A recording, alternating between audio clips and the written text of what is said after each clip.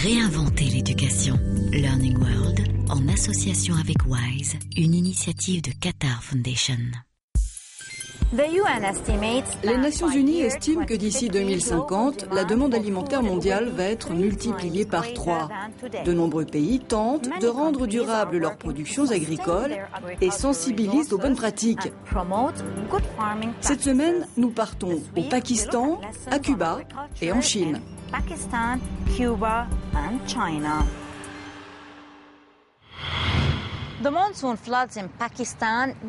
Au Pakistan, les inondations terribles de ces dernières années ont dévasté l'agriculture, qui emploie la moitié de la population.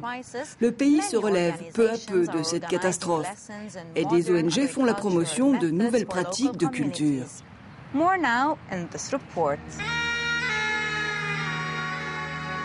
Au Pakistan, l'agriculture est au cœur de l'économie.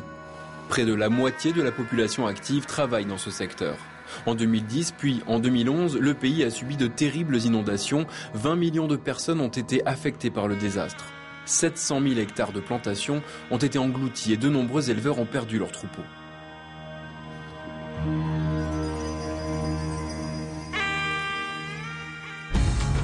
Grâce à la Commission européenne, le réseau d'ONG Alliance 2015, déjà présent au Pakistan, a pu agir immédiatement. Une fois l'urgence passée, il a fallu mettre l'accent sur la sensibilisation à l'hygiène. La cible de ce programme, les femmes des zones rurales. L'objectif, c'est qu'elles transmettent ces bonnes pratiques à leur famille.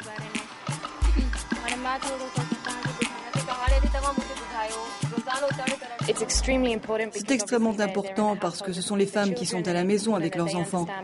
C'est donc capital qu'elles comprennent que ce sont elles qui doivent transmettre à leurs enfants ces bonnes pratiques en matière d'hygiène. Nous avons formé des animatrices au sein des villages. Elles mettent l'accent sur des fondamentaux, l'hygiène personnelle, la propreté de la maison et de l'environnement, les latrines, comment les nettoyer, avec quoi les nettoyer, etc.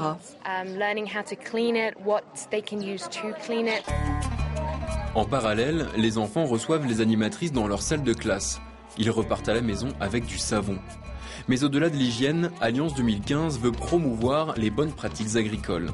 En petits groupes, les femmes apprennent à cultiver les fruits et légumes, découvrent comment irriguer sans gaspiller l'eau, comment se passer des produits chimiques.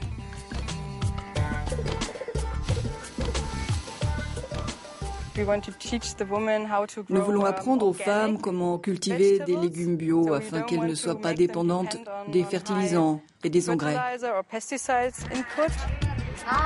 Par les femmes et pour les femmes, les cours proposent aussi des conseils pour mieux cuisiner les légumes.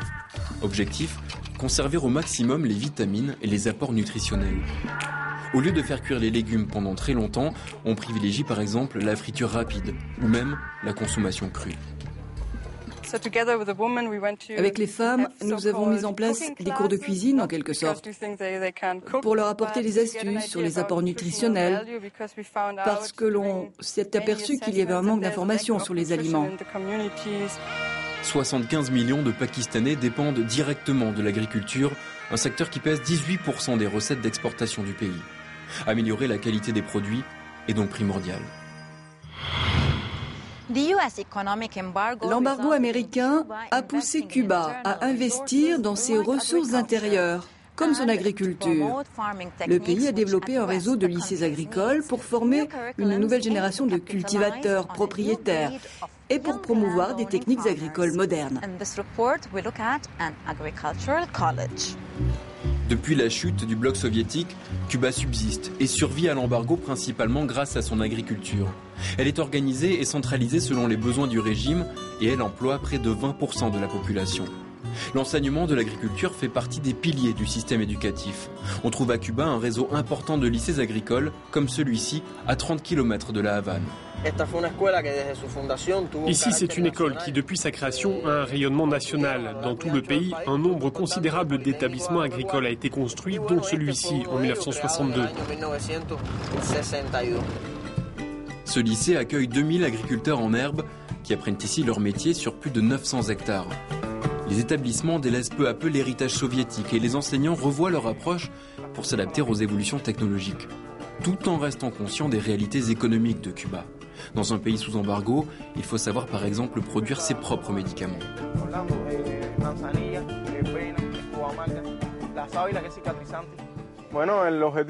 L'objectif en cultivant les plantes médicinales de notre pays, c'est d'essayer de diminuer l'importation des produits pharmaceutiques parce qu'ils coûtent très cher.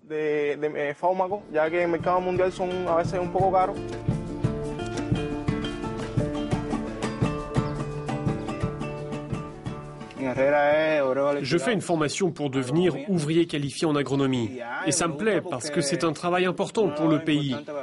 Et pour moi, c'est une opportunité économique.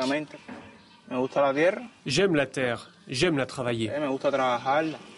Récemment, le ministère de l'Agriculture a annoncé des mesures de soutien pour la création de 2600 fermes et jardins. Il a surtout annoncé la distribution aux agriculteurs de 3 millions d'hectares, propriété de l'État. L'agriculture cubaine, ce sont des fermes d'État, des entreprises étatiques dédiées à la production de denrées alimentaires pour le pays. Mais il y a désormais un secteur privé. Nous avons des agriculteurs qui sont propriétaires de leurs terres et qui vendent leurs produits en suivant des règles commerciales imposées par l'État.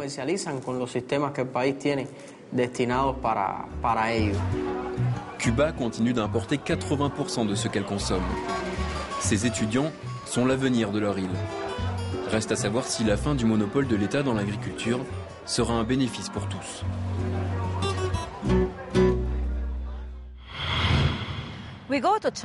Direction maintenant la Chine pour voir comment les écoliers découvrent l'art séculaire de la culture du thé.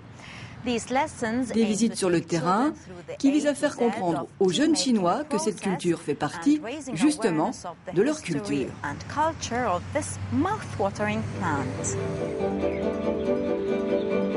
Selon un dicton populaire chinois, la boisson nationale, c'est le thé.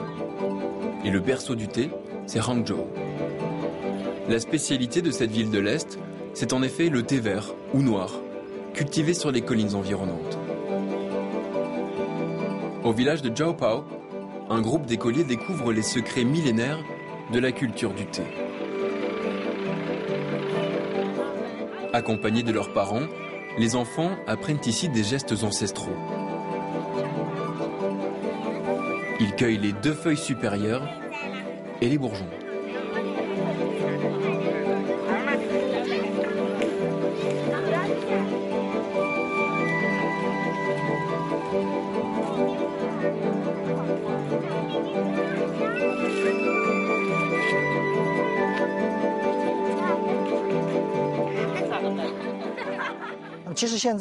Les élèves et leurs parents ne connaissent pas grand-chose de l'histoire du thé, alors on essaie de promouvoir cela à l'école. Ainsi, nous espérons que la jeune génération et les parents pourront mieux apprécier cette partie importante de notre culture locale. Après la récolte, direction l'usine pour les enfants, où ils vont peser le thé. C'est là qu'ils découvrent vraiment cette plante, son odeur, sa saveur, alors qu'on la trouve dans n'importe quelle maison en Chine. Les enfants ont découvert le processus de fabrication de A à Z et ils ont écouté attentivement. C'est très bénéfique de transmettre. Je suis très fier d'eux.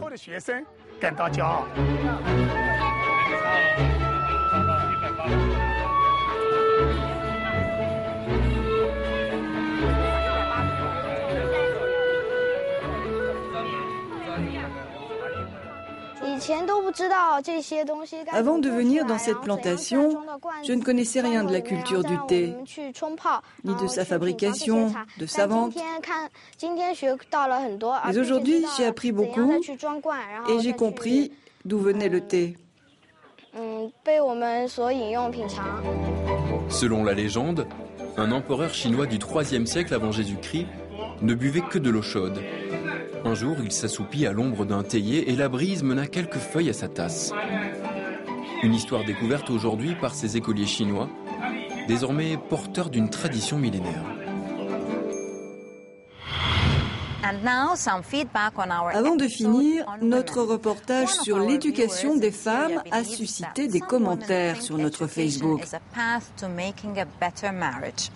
Un téléspectateur syrien a écrit que l'éducation des femmes était une solution pour faire un meilleur mariage. Le débat est lancé. À bientôt.